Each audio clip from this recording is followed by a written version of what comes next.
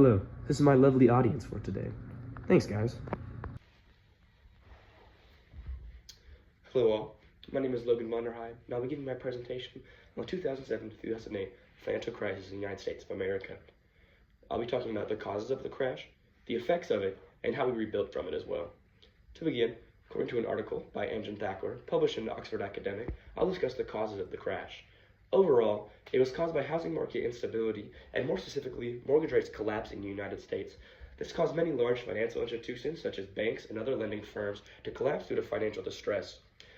Some policies caused more financiers to collapse, such as Freddie Mac, when they announced that they'll no longer be purchasing high-risk mortgages. This put many homeowners at risk of not being able to get their mortgage covered by other institutions. New Century Financial Corporation also filed for bankruptcy, another big mortgage lender.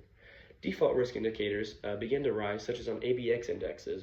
These show the risk of defaulting on mortgages, and compared to the 2000 to 2001 recession, of about 2 to 3 notches on these scales, 2007 to 2008 downgraded 5 to 6 notches, really unprecedented numbers.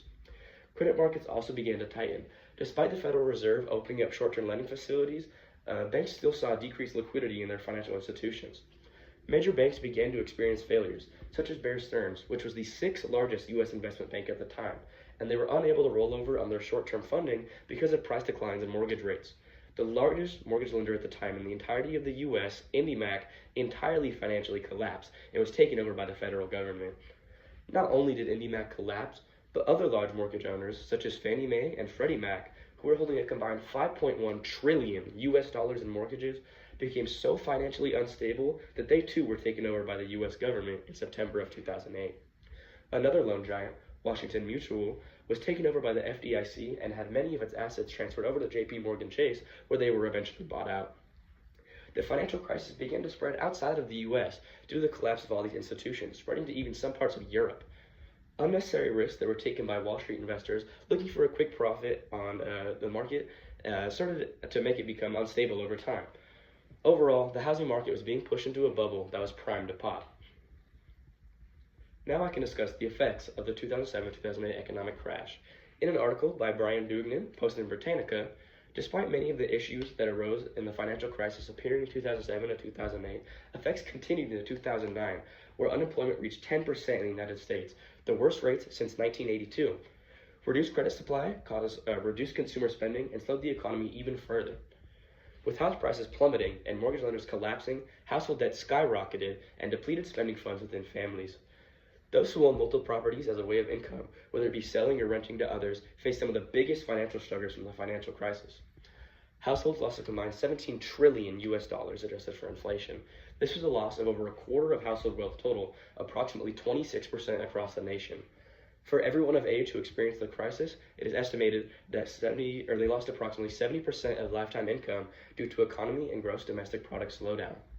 Unemployment doubled in just a couple years, peaking at 10% from 2009 to 2010. While CEOs did suffer from this economic crash, the ones hit the hardest were middle and lower class Americans who lost their jobs or even possibly their homes, including what savings they may have had before the crash. On top of the harsher reality middle and lower class individuals face, not a single high-class CEO or any investors face any criminal charges for their actions. The difference in damages to upper and lower classes sparked the Occupy Wall Street movement, in which the public stated their anger towards the upper class and Wall Street investors for allowing their greed to cause such a terrible economic disruption.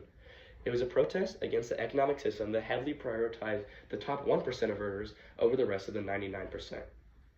I can now discuss how we rebuilt from this terrible economic crash. In an article by Wayne Duggan that was published in Forbes Financial, under the new presidency of Barack Obama, many financial reforms were made to help pull the United States out of the Great Recession. First, in February 2009, Congress passed the American Recovery and Reinvestment Act, totaling $789 billion, included not only $212 billion in tax cuts for Americans, but also $311 billion in initiatives for healthcare, education, and infrastructure. Not even a day after the AR Act was passed, President Obama announced the Homeowner Stability Initiative, which is $75 billion allocated to help more than 7 million homeowners avoid losing their home. A month later, the Federal Housing Finance Agency launched the HART program, dedicated to allowing homeowners with good credit to refinance their mortgages. While the S&P 500 reached its 2009 lowest of 666 per share in early March, by only 2 weeks later, it was up a precedented 20%. With all these reforms being implemented, the United States GDP grew 1.5% in the third quarter of 2009, officially marking the end of the recession.